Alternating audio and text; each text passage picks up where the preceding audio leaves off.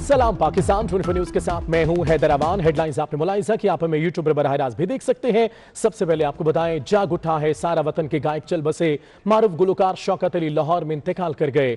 शौकत अली जिगर के आर्जे में मुब्तला थे। कुछ रोज से ही CMH में जेर इलाज थे। नमाज जनाजा रात 10 बजे अदा की जाएगी। शौकत अली के इंतकाल पर फनकार बरादरी अफसुर्दा है।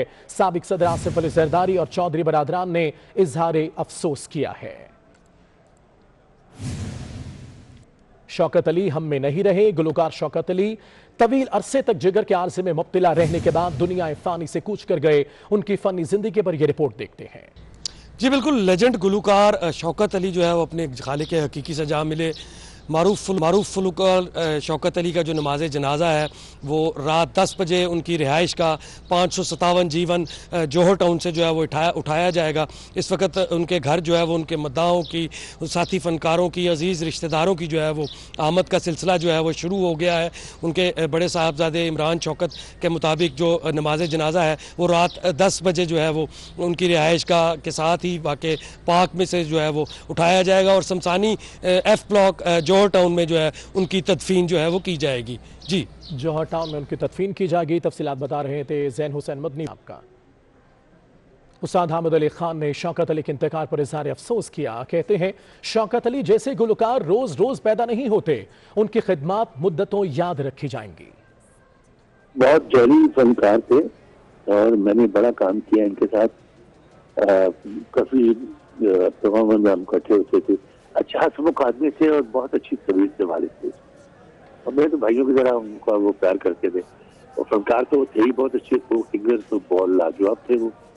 हमारी हुकूमत को चाहिए ना कि ऐसे लोगों का ख्याल करना। हर महीने पैदा नहीं होते या हर साल नहीं पैदा होते।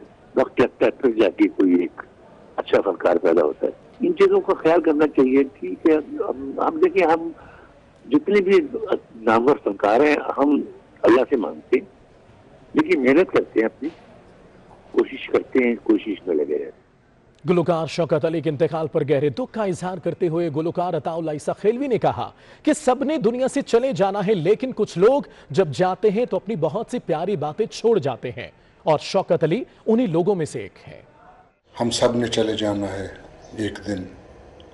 मौत का एक दिन मुअय्यन है, लेकिन कुछ लोग जब जाते हैं तो अपनी बहुत प्यारी यादें छोड़ जाते हैं।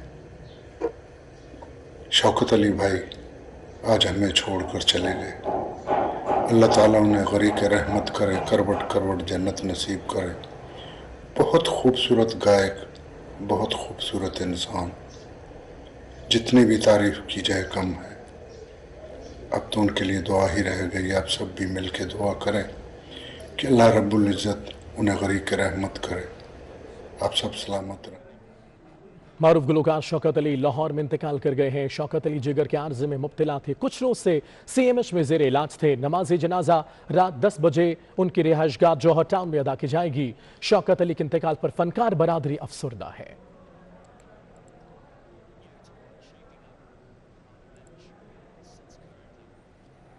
आगे बढ़ते हैं, आपको बताएं, PDM की स्टीयरिंग कमेटी का इजलास आज तलब कर लिया गया है। स्टीयरिंग कमेटी में PP और ANP को दावत नहीं दी गई। हंगामी इजलास में ऑपोजिशन जमातों की आइंदा की हिकमत अमली पर गौर किया जाएगा।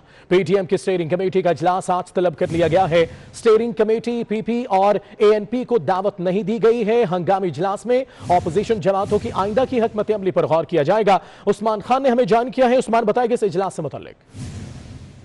डेमोक्रेटिक मूवमेंट आज शाहिद खाकान अब्बासी की जेर सदारत इस वक्त इस्लामाबाद में जारी है, जिसमें मौलाना अब्दुल गफूर हैदरी और दीगर जमातों के जो रहनुमा हैं वो शरीक है और जो दीगर रहनुमा थे जो शरीक ना हो सके वो वीडियो लिंक से शरीक है। और आज के इस इजलास में आइंदा की हिकमत अमली तय की जा रही है और आज के इजलास में पीपल्स पार्टी और अवामी नेशनल पार्टी को मदऊ नहीं किया गया।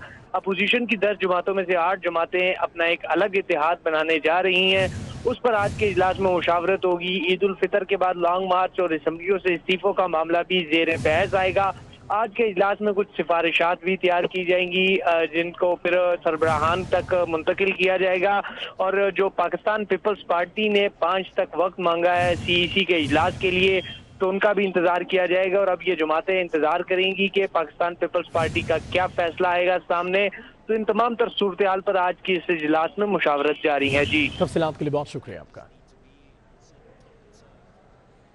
मुस्लिम लीग नून ने डस्का इलेक्शन से मुतालिक सुप्रीम कोर्ट का फैसला अवाम की जीत करार दे दिया। तर्जुमान मरियम औरंगजेब ने वजीर आजम, वजीर आला और आईजी से मुस्ताफी होने का मुतालबा भी कर दिया। तहरीक इंसाफ के रहनुमा उस्मान डार ने फैसला तस्लीम करते हुए कहा कि कंटेनर लेकर जीटी रोड पर नहीं निकलेंगे। NA 75 डस्का में दोबारा इंतखाबात से मुतल्लिक केस में सुप्रीम कोर्ट के फैसले के बाद तहरीक इंसाफ के रहनुमा अली असजद मलही और उस्मान डार ने मीडिया से गुफ्तगू की। PTI रहनुमाओं ने सुप्रीम कोर्ट के फैसले को तस्लीम करते हुए कहा कि अदालत उज़्मा का फैसला मंजूर है, नजरसानी का इख्तियार है। सुप्रीम कोर्ट के फैसले के खिलाफ GT रोड पर नहीं निकलेंगे कि मुझे क्यों निकाला। हम सुप्रीम कोर्ट ऑफ पाकिस्तान के फैसले का एहतराम करते हैं, पहले भी किया है। जुडिशल कमीशन का फैसला आपके सामने है। Prime minister Imran Khan container लेके जीटी रोड पर नहीं निकल आए थे, मुझे क्यों निकाला। और आज भी सुप्रीम कोर्ट ने जो फैसला दिया उसका एहतराम करते हैं। मुस्लिम लीग नून के साथ NA 75 में पूरा मैदान लगाएंगे। मुस्लिम लीग नून की तर्जुमान मरियम औरंगजेब ने कहा कि लोगों को दोबारा डराने का ना सोचा जाए। अवाम ने वोट की हिफाजत शुरू कर दी तो RTS नहीं बैठेगा। आइंदा जुम्मे समेत हर दिन वोट और आइन चोरों पर भारी रहेगा।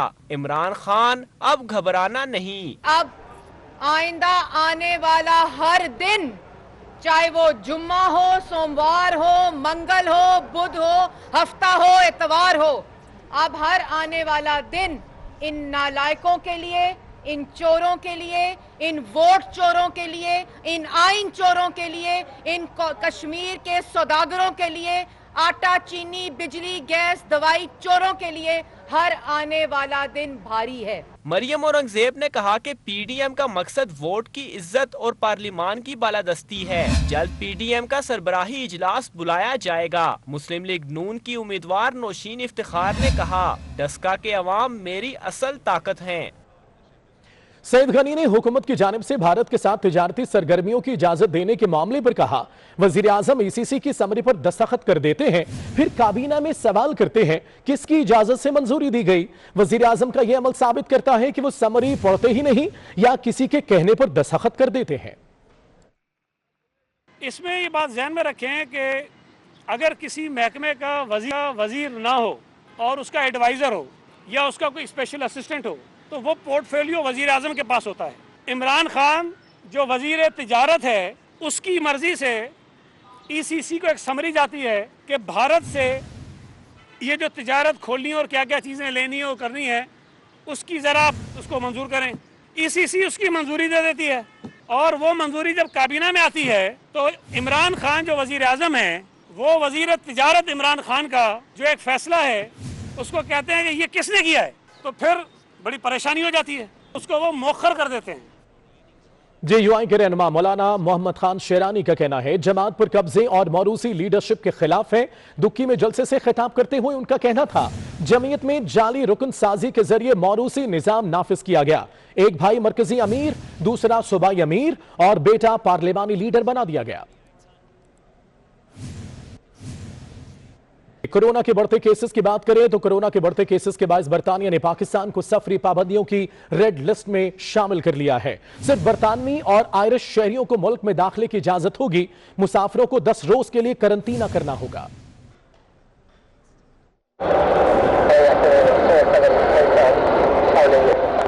खुद भी महफूज रहें, दूसरों को भी बचाएं। बरतानिया ने कोरोना का फैलाव रोकने के लिए बड़ा फैसला कर लिया।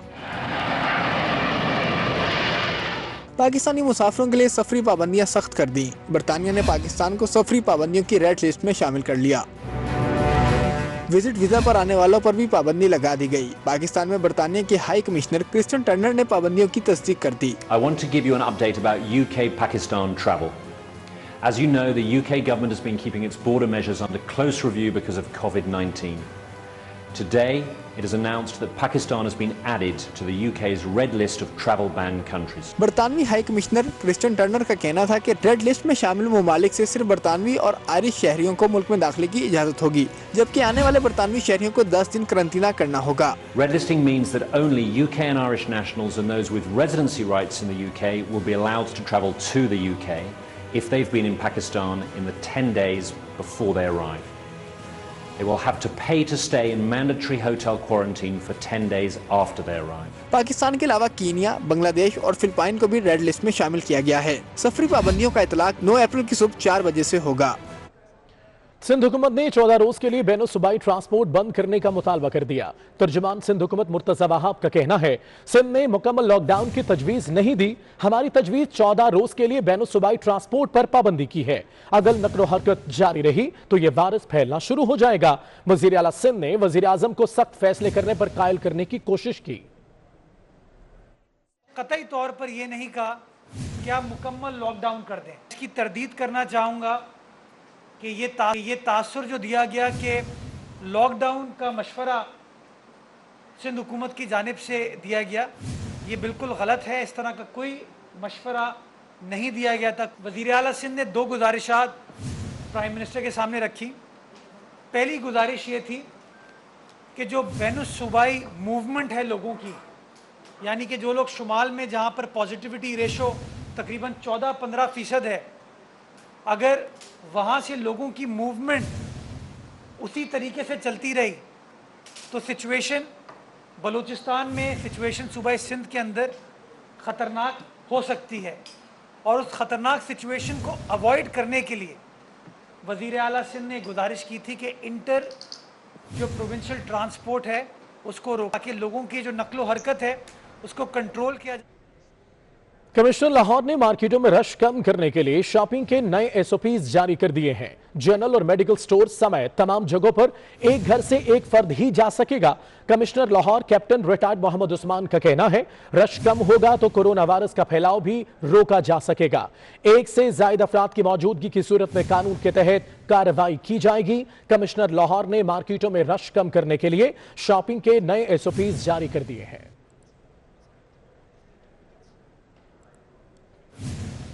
पंजाब में सयाहती मकामात 11 अप्रैल तक बंद रखने का ऐलान कर दिया गया है। चीफ सेक्रेटरी पंजाब के हुक्म के मुताबिक शालामार बाग, मकबरा जहांगीर, हरम मीनार को फौरी बंद कर दिया गया है। मजीद क्या इकदाम किए गए, नुमाइंदा 24 न्यूज सादिया खान से जानते हैं। सादिया बताएगा क्या इकदाम सामने आए।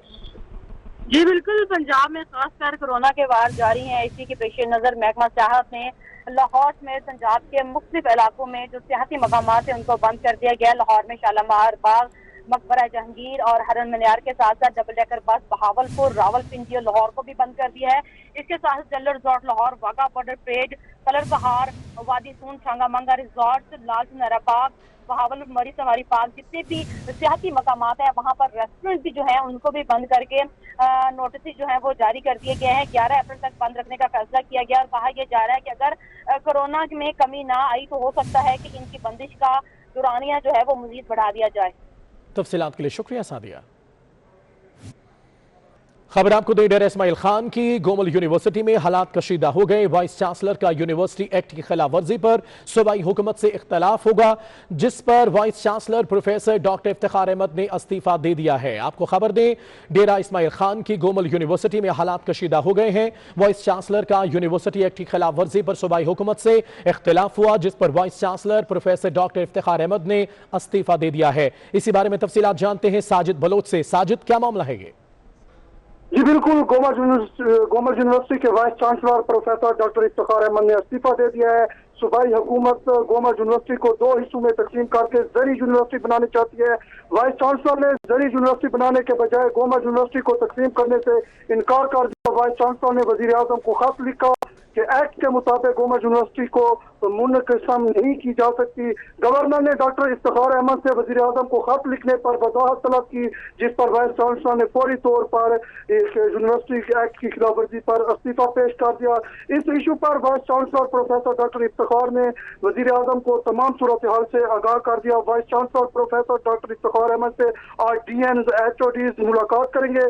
इस वक्त गोमल यूनिवर्सिटी के साथ DN और मुलाजमीन की VC से मुलाकात जारी है। अगर बीसी डॉक्टर इफ्तिखार ने इस्तीफा दिया और उसके इस्तीफे को कबूल कर लिया गया तो पूरी फैकल्टी इस्तीफा दे देगी। और उस वक्त जो साबिक वजीर आजम है मियां मोहम्मद नवाज शरीफ, उन्होंने 2016 में मौलाना फजल रहमान ने जरी यूनिवर्सिटी का क्याम जो उससे मंजूर करवाई थी और PTI हुकूमत नई यूनिवर्सिटी बनाने के बजाय गोमा यूनिवर्सिटी को तकसीम करने पे तुल गई है। इस वक्त तफसीलात के लिए शुक्रिया साजिद बलोच। महंगाई की बात, हफ्तावार महंगाई की शरह 17.21% पहुंच गई, लेकिन गरीबों के लिए महंगाई 20.5% हो गई। मुल्क में चीनी की औसत फी किलो कीमत ने एक बार फिर सेंचुरी मुकम्मल कर ली है। इसी पर बात करेंगे वकास अजीम से। वकास, रिपोर्ट क्या कहती है महंगाई के हवाले से? जी दायरा शुमारियात की रिपोर्ट ये कह रही है कि मुल्क भर में महंगाई में इजाफे का सिलसिला जारी है और गुज़िश्ता एक हफ्ते के दौरान जो हफ्तावार महंगाई की शरह है वो 17.21% तक पहुंच चुकी है। मुल्क में एक बार फिर चीनी की जो औसत कीमत है वो 100 रुपए तक पहुंच चुकी है और रिपोर्ट के मुताबिक गुज़िश्ता एक हफ्ते के दौरान 15 अशिया ज़रूरिया महंगी हुई है। चीनी इसमें 1 रुपए 90 पैसे फी किलो महंगी हुई है और चीनी की औसत कीमत अब 100 रुपए और 92 पैसे फी किलो जो है वो रिकॉर्ड की गई है। इसी तरह मटन की औसत कीमत। कराची में डीजी रेंजर्स की जेर सदारत अमनो अमान से मुतल्लिक आला सतह का इजलास हुआ। इजलास में Karachi police chief, commissioner Karachi और हसास इदारों के आला अफसरान ने शिरकत की। इजलास में बैरूनी एजेंसीज की पुश्तपनाही से मुमकिना दहशतगर्दी के खतरात से निपटने के लिए सिक्योरिटी इकदाम का जायजा लिया गया। इजलास में माह रमजान के हवाले से सिक्योरिटी इकदाम पर तफसीली गुफ्तगू की गई। DG rangers Sindh major general Iftikhar Hasan Chaudhry का कहना है कि शहरियों के जान माल की हिफाजत के लिए हर मुमकिन इकदाम किए जाएंगे। इसी के साथ न्यूज़ स्टूडियो से फिर वक्त इतना ही।